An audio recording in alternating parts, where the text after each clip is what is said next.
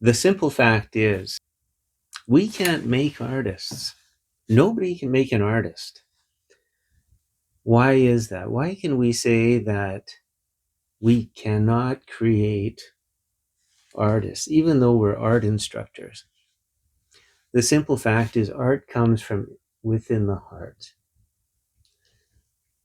And so an artist wants to project their artistic voice for others to see and relate to them in their emotional values or emotional expression. And that comes from within the heart. Nobody can give that to them. So a question remains then, what can an art instructor do? Well, an art instructor can provide intellectual tools for the artist that allow them to project their artistic voice. And an art teacher can also inspire his student. So why is this important? Well, in the atelier, we do focus on fundamentals. Artists come in, and sometimes they have a dilemma. They have a struggle that they're trying to solve. They would like to express their voice, but they're running into this problem. And it limits their expression. So what can we do as teachers? Well, let's take an example. Let's look at measuring as an example.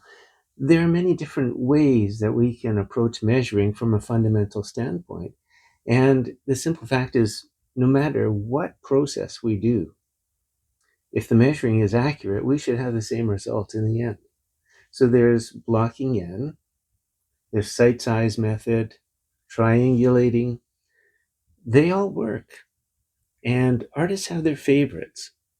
And those three methods really favor static subjects. So we're talking sculpture drawing, we're talking master copy drawing, like the Barg set, plates that beautifully teach artists how to efficiently render form. And they work just beautiful. Triangulating works just as well. A matter of fact, it's my favorite method of managing space as quickly as possible, because you can solve the horizontal and the vertical all at the same time, and you can move very quickly, very accurately. But then there are other methods too. We have methods involving the structural anatomy, and that allows artists to study the figure and do it accurately, even foreshortened aspects of the figure. And so that works excellent. Structural anatomy, so we're talking about the bones, the rib cage, the pelvis, and so on and so forth.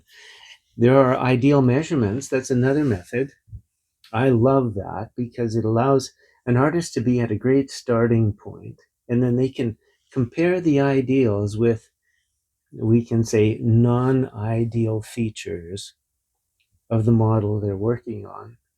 And they can make a decision as to how much they want to emphasize something that wouldn't be considered ideal. And that's the artist's decision, how they want to express that.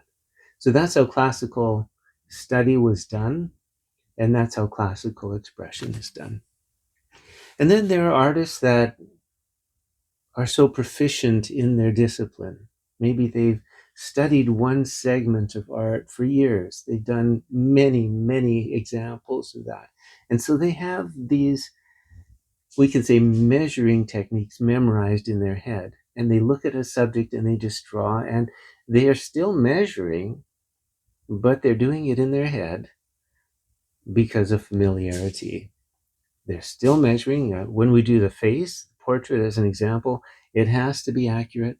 There's no latitude for making an error because, well, you lose a customer right away. So there's another method. So what's the point here?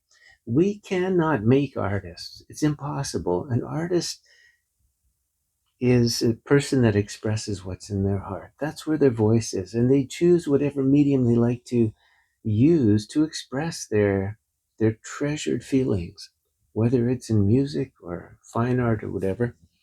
But we can teach them the technical or intellectual tools that allow them to springboard forward and express their voice more clearly or more broadly more robust in a way that truly shows what's inside them. Please press a like, subscribe. We love to have you looking at our videos.